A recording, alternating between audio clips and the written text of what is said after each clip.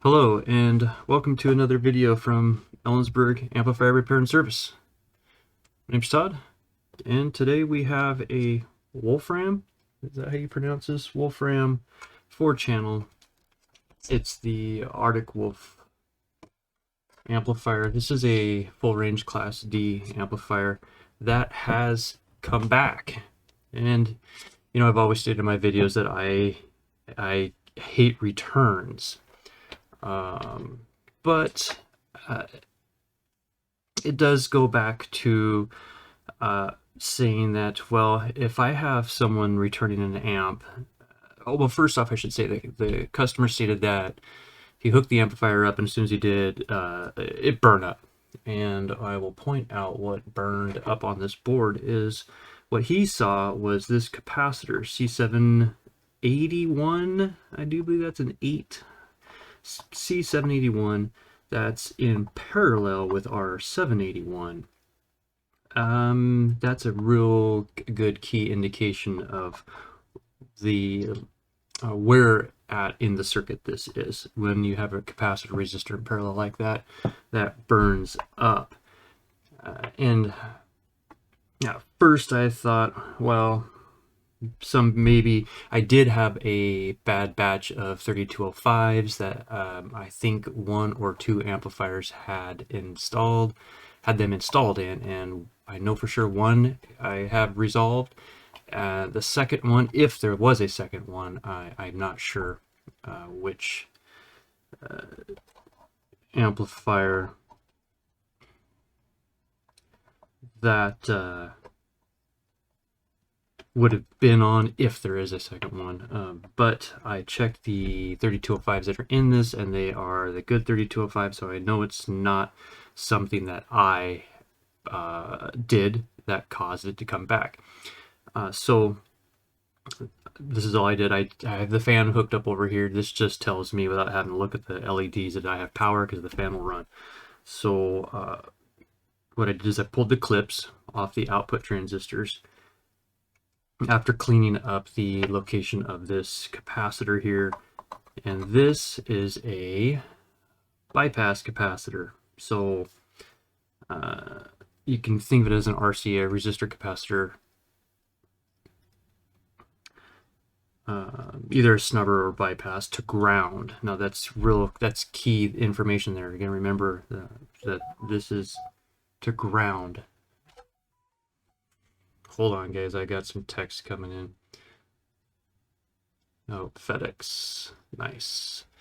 I have a Salt 12 that my parts were delayed on, and I just got notice that the parts are on the way. Most excellent. Competition's next weekend, so I'm trying to get the Salt done. Oh, back to what I was saying, though. What was I saying? Oh, okay. So that capacitor, you'll find this on other Korean design boards, is there's a capacitor resistor that ties the secondary of the transformer to negative ground, and that is gives you a key indication when they burn up of what happened. So you know you had a short from the secondary side to negative power terminal. You've had a short in between. The secondary side, remember, is high voltage, higher voltage. It's the secondary side, it's before it's rectified. So I'm not quite sure what the output AC voltage is on the transformer, but obviously this little capacitor here will not handle that kind of current to ground. So what I did is I popped the clips off the output transistors, and I started checking for shorts. Now, what I want to bring up when it comes to warranting my own work, I warranty what I worked on, what I did. I will always warranty my work. I'm very meticulous with what I do. Goes through testing. Nothing leaves this building without being fully tested. So this bank right here is the bank that I replaced. This bank, just to tell you guys here, to show you I'm not pulling any legs. Here's my flashlight.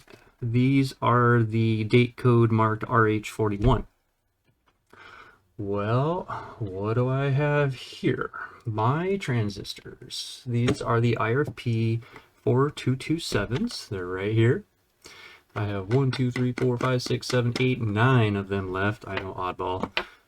Well, my date code is RH41. So remember, RH41 are my transistors, and these right here are RH41s. On the previous repair of this, I replaced all 4 transistors. I replaced both drive ICs to restore these 2 channels. I have a feeling maybe it was bridged. I don't know what the history was of the original failure. My job is just to fix this and get it repaired and get it back to the customer. But here's where things get interesting. These transistors right here, I did not replace. I didn't have to. They were not shorted. The drive was fine. Excuse me. All 4 channels were operational.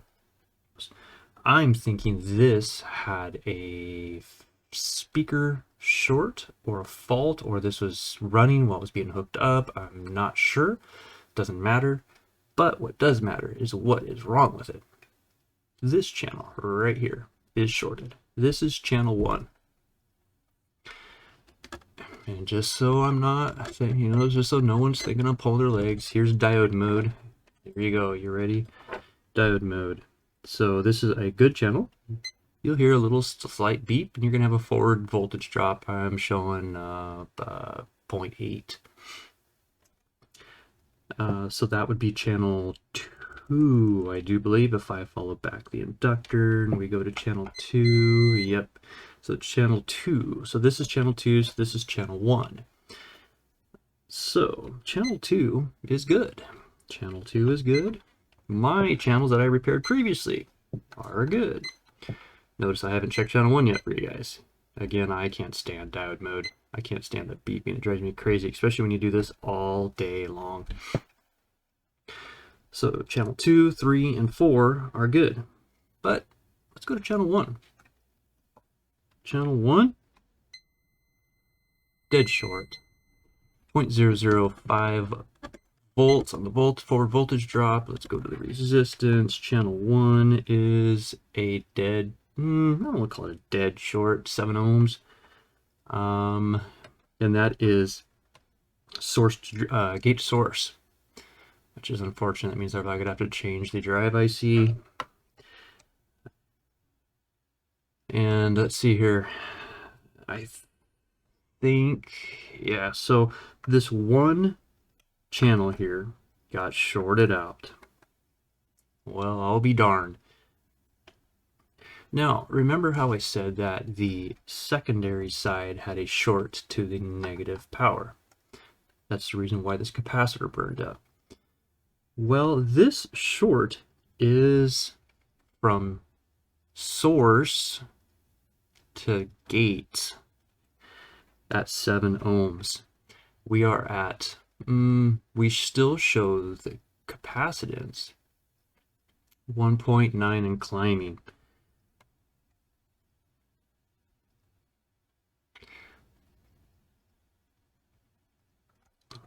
So drain to source. So the source shorted through to the gate. Let's see here. What can we do to figure out and make sure that the IC didn't fail? So we're going to go ahead and fire up the old heat gun here. The ST862D. Sorry for the background noise, guys, on this. And I'm going to pull that drive IC off. I just want to make sure that the IC itself didn't fail, or if there was a input short that shorted out the drive IC, which shorted the gate. We're just going to verify that. It is the transistor, or is it the drive IC? Remember, this shorted source to gate, or gate to source, or however you want to say that. Oh, come on. There we go. So, got that pulled off. Now let's check. Hold on. Let me just waiting for that heat gun to cool down so y'all can hear me. All right, there it is. So this will tell me whether it's 1, the transistor, or 2, the drive IC. One of these shorted. And again, this is not the side that I worked on. So let's check 6.7K. So that tells me that we had a IC failure, or there was a short on the RCA input side. And why would I say that? Because the RCA shield is connected directly to the common of the secondary. So something had to have happened at the input side of this amplifier to damage the drive IC, because this transistor now is showing 6.8K, just like the other side is. So if I put a new 2095 on there, I'm going to bet money this amplifier will start back up. I don't have a new capacitor installed on the other end because it's a filter, and so this amplifier will start without it.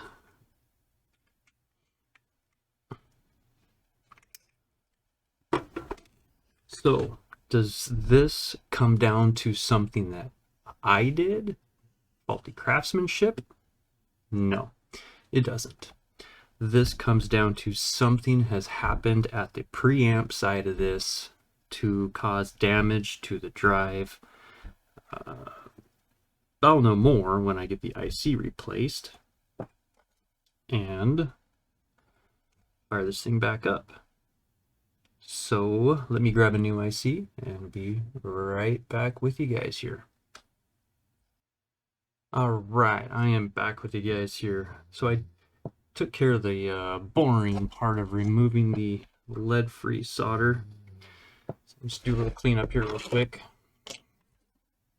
so we can get that new IC installed. So I think I got all that lead-free picked up. Looks like I might have a little bit left. That's the thing about lead-free solder, is it's just a real bear to work with. I'm sure other people would probably disagree with that. Some people probably think it's the best thing in the world, but not me. By far. Definitely not the best thing in the world. I mean, great for the environment, but I think if we all just kept things out of the ground, it wouldn't be such a big issue. All right, let's get this IC in place here. Got a little bit of flux to the pads because I want things to flow nicely.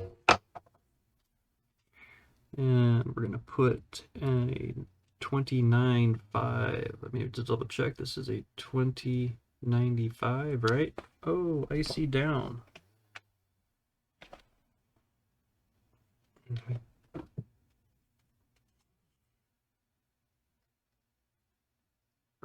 2092. I'm sorry.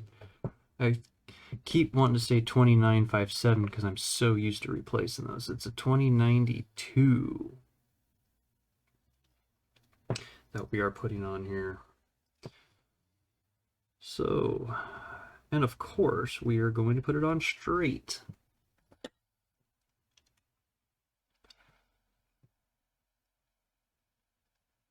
So, you know, I guess one of the questions is going to have to come down to is, what am I going to do? Am I going to charge the customer for a potential installation problem, or am I just going to go ahead and repair this and let him know that there may be a problem?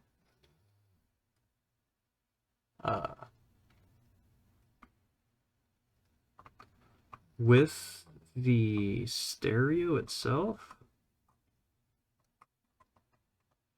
I'm probably just going to go ahead and repair this and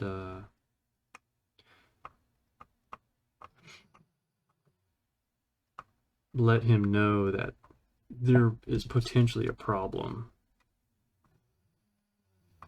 Hear my dog snoring in the background there. So, you know, and this is a common thing you'll see when you see that resistor capacitor burned up that connects the secondary to common ground.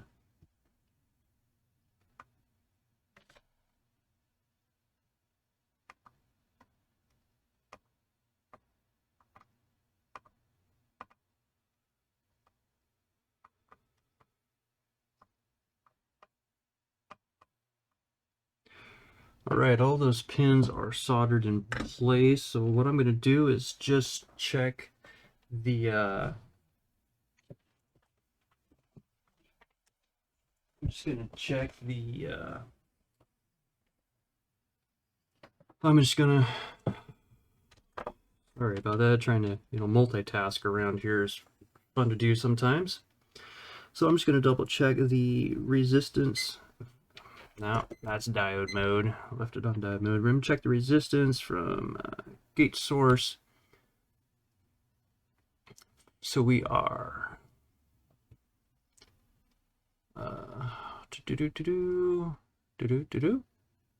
6. Let me just let the thing settle out here. 6.4, 6.4, 6.471, 6.4, 7.3. Is this 7.3 or 7.1? What do we got here, guys? Oh, there we are. 7.2 point or 7.25. So almost, we're almost 7.3. So that's perfect. So 7.2, I'm just checking the diodes here, the for the outputs of the IC, and of course using resistance mode. That's just my preference. So 7.3, 7.3, 7.4, and the other side we're going to do 6.4 and 6.4. So I don't suspect this is going to have any issues powering up. So, you know, oops, sorry guys, right in front of the mic there, dropping things on you. Again, this is going to be one of those that I would rather just go ahead and fix it, advise the customer of the potential issue, installation issue, since this has nothing to do with what I did in the past on this amplifier. So what I did is I repaired the output sections for channels 3 and 4, the output transistors and the drive ICs, and now the only thing that had happened to this was something had shorted at the secondary side of the amplifier, damaged the drive IC, which we showed was the gate source was showing, what, 7 ohms. At first I thought it was a transistor, because maybe it could have been a shorted output. But the transistor's not shorted, so we know the output didn't short. Transistor's still good, it just damaged the IC. So it's, again, an installation issue, which I have no problems go ahead and, you know, just repairing the amp, put a new IC on it, and advise the customer that there's an issue with the installation. The chances, if the issue isn't resolved, chances of this burning up again is highly probable. So I will advise him to double check everything before he powers this up. So I don't have the capacitor in here, which doesn't matter. I can still fire this board up without that capacitor in place. The thing should start. Originally, when I first pulled the clips and fired this up, it would start up, but it would go in and out of protect because it had a damaged IC. As the drive would start, it would go into protect, drive start, go into protect. So now it should just fire straight up and hold without going into protection.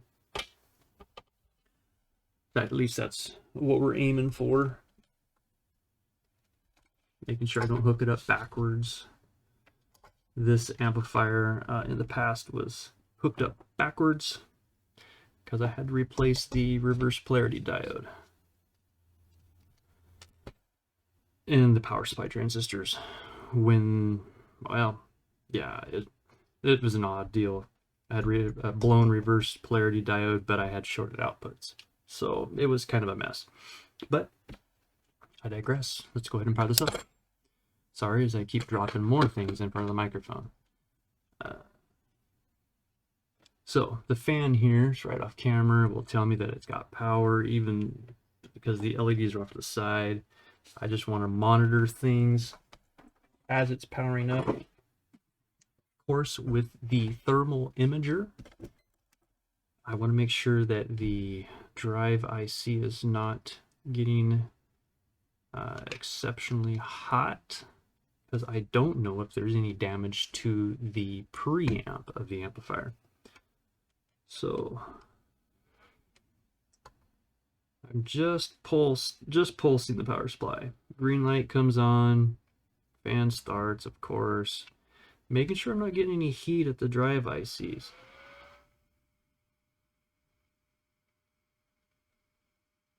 And we're looking great. Looking fantastic. The transistors, no heat on the transistors. It's not going in and out of protection. So green light is on steady. So just replacing that drive IC right there resolved the problem. Again, the cause of the problem is a short from the secondary common to battery negative. That's the short. That is the direct path between each side of this resistor capacitor set up here. The resistor survived, so that's telling me that the capacitor didn't survive because the voltage of the capacitor got exceeded, which is the reason why the capacitor came apart. Because it's, again, remember, the secondary short, you're dealing with a higher voltage than your common 12 volts here. So I'm going to replace that with a new capacitor. Resistor's okay. Contact the customer and let them know that there is a issue with the installation, or something happened on the input side. The RCA shield could have had 12 volts on it, or something of the sort. Something shorted the secondary side of this amplifier.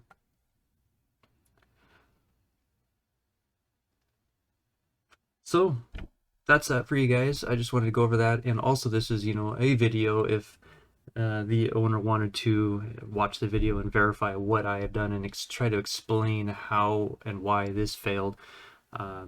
This had nothing to do with my previous work. This had something to do with the installation.